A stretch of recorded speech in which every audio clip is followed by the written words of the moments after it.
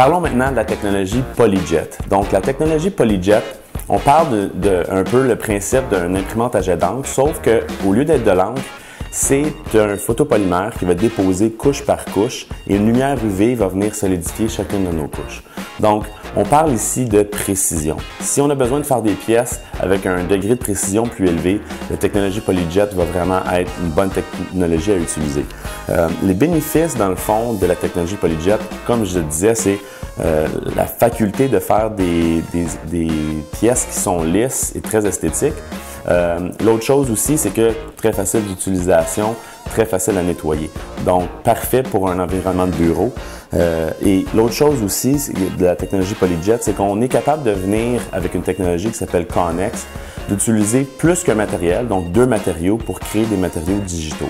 Donc, par exemple, si je prenais un matériel rigide mélangé avec un matériel comme un caoutchouc, là, je serais à ce moment-là capable de créer un matériel qui serait avec une dureté différente. Donc, jouer avec la dureté de ce caoutchouc-là pour créer des dureaux différents, donc un 25 ou un 90 par exemple.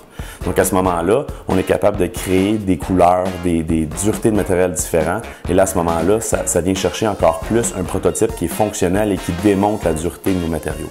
Si on rajoutait par la suite un 3e matériau, ce qui est possible maintenant, mais là, à ce moment-là, on pourrait rajouter de la couleur à ce matériel-là.